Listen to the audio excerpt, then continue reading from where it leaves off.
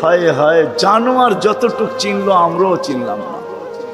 বিদায় হজের দিন আল্লাহ রসুল উম্মতের নামে যখন কোরবানি করতেছিলেন, তো নিজে 40টা কি 60টা উট নিজের হাতে কোরবানি করছেন, বাকিগুলো আলী রাদিয়াল্লাহু তাআলা আনহু করছেন।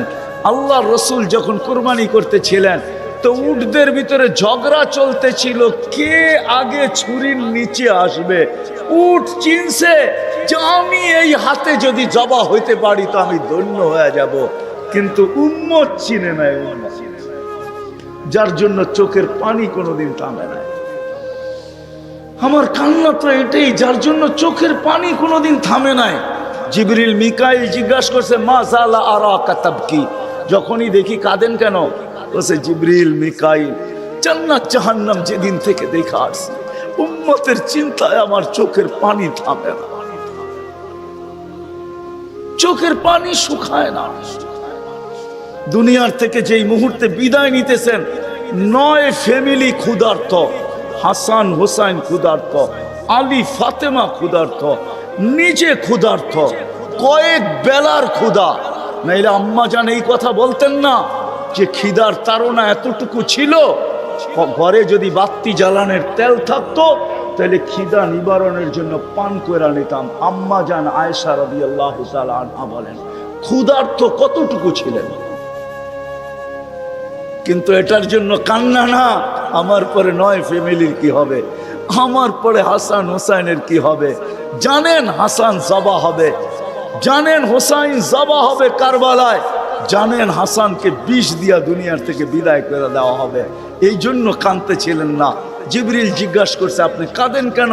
আতাবকি ওয়া আনতা ইলা রাফিকিল আলা।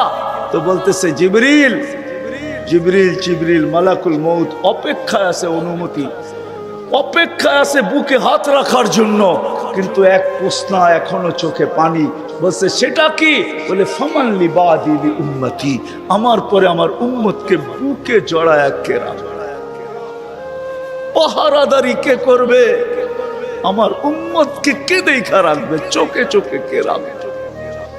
আল্লাহ জবাব পাঠাইছেন, লা আতরুকু উম্মাতাকা ফারদা, আপনার উম্মতকে আমি একা ছাড়বো না, আমি দেখা রাখবো, আমি দেখা রাখবো।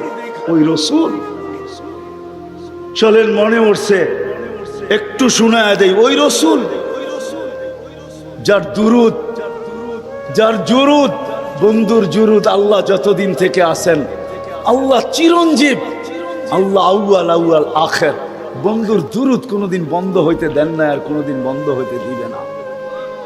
হ্যাঁ হ্যাঁ, আমি দলিল দিতেছি, কোরআন এটাই বুঝায়।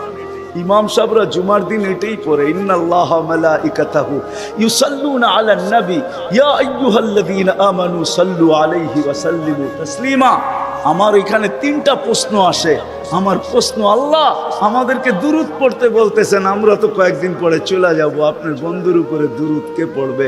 আল্লাহ বলে, বেওকুফ, তুই দেখিস না ফেরেশতাদের কথা আছে, ফেরেশতারা পড়বে।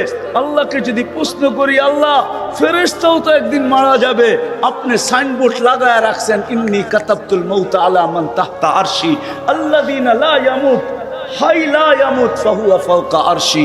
আরশের নিচে তো লেখা আছে, আরশের নিচে যে আছে তাকে মরতে হবে, আর শুধু চিরঞ্জীব আরশের উপরে আপনি বিরাজমান, সব মরতে হবে, তো ফেরেশতাও তো মরা যাবে, আপনার বন্ধুর উপরে দুরুদ কে পড়বে? আল্লাহ বলে, তোর মতো তো জাহেল আর ঝট আর অজ্ঞ দুনিয়াতে কেউ নাই, তুই দেখিস নাই ইন্নাল্লাহ, আমি আল্লাহ পড়তেছিলাম, পড়তে থাকবো। আমার বন্ধুর দুরুদ না বন্ধ কখনো ছিল, না আছে, না কখনো থাকবে। ওই ব্যক্তিত্ব যার দুরুদ কোনোদিন বন্ধ হয় না, কোনোদিন